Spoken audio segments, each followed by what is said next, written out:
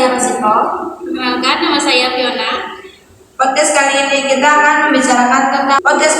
kita akan mengobrolkan tentang salah satu tokoh penting dalam sejarah Islam, yaitu Sunan Ampel. Kita akan mencari tahu lebih luas tentang siapa sih Sunan Ampel. Oke, kita akan bertanya kepada Mbak Fio. Mbak Fio, siapa sih Sunan Ampel? Ampel itu memiliki nama asli Raden Rahmat. Beliau lahir sekitar abad 15 dan beliau masih mempunyai keturunan kepada Rasulullah SAW dengan melalui jalur Said Ibrahim Asparakandi. Beliau kenapa dinamakan Sunan Ampel padahal namanya kan Raden Rahmat. Beliau menetapkan dakwahnya di daerah Ampel Denta. Makanya kenapa dia dinamakan Sunan Ampel. Oke. Jadi gitu. Kalau udah tahu kan siapa Sunan Ampel. Nah, kali ini kita akan bertanya kepada Mbak Rosiko. Apa peran besar Sunan Ampel? Nah, jadi peran besar Sunan Ampel itu, yang pertama Sunan Ampel itu mendirikan sebuah pondok pesantren.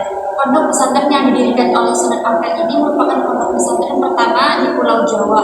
Dan di pondok pesantren ini telah melahirkan banyak sekali ulama-ulama besar dan ulama-ulama wali songo seperti halnya Sunan Bonang, Sunan Kalijaga, Sunan Derajat, dan juga yang lainnya.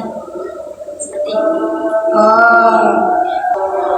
Jadi gitu teman-teman. Dari banyaknya pesantren di Indonesia, yang pertama kali mendirikan pesantren yaitu Sunan Ampel. Ya, betul. Dalam berdakwah, Sunan Ampel menggunakan metode apa sih, Mbak? Nah, dalam berdakwah ini Sunan Ampel menggunakan metode damai dalam berdakwahnya. Dan yang paling terkenal itu dalam metode Sunan Ampel ini dengan metode falsafah Moh-Limo. Yang pertama ada Moh-Main. Moh-Main ini pengertiannya adalah tidak mau bermain dalam artian bermain judi. Lalu kemudian Moh-Madon.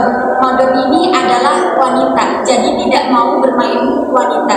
Lalu kemudian Ngombe. Ngombe itu adalah minum. Di sini minumnya itu adalah minum yang haram, yaitu khamr dan lain sebagainya.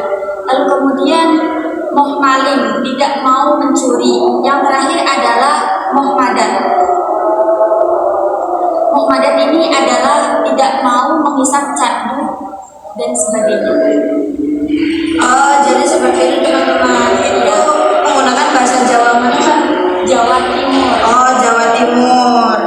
Nah, apa saja peninggalan atau warisan Sunan Ampel? Salah satu peninggalan dari Sunan Ampel yaitu Masjid Ampel Surabaya yang menjadi pusat ziarah dan dakwah. Dan terbesarnya bukan hanya dari bangunan tetapi juga dari sistem pesantren, dakwah yang damai kayak gitu. Jadi sekarang masjidnya masih berdiri? Masih Letaknya di mana? Di Jawa Timur. Oke. Nah, jadi kalian udah tahu kan siapa itu Sunan Ampel? Nah, cukup sekian dari kami. Assalamualaikum warahmatullahi wabarakatuh.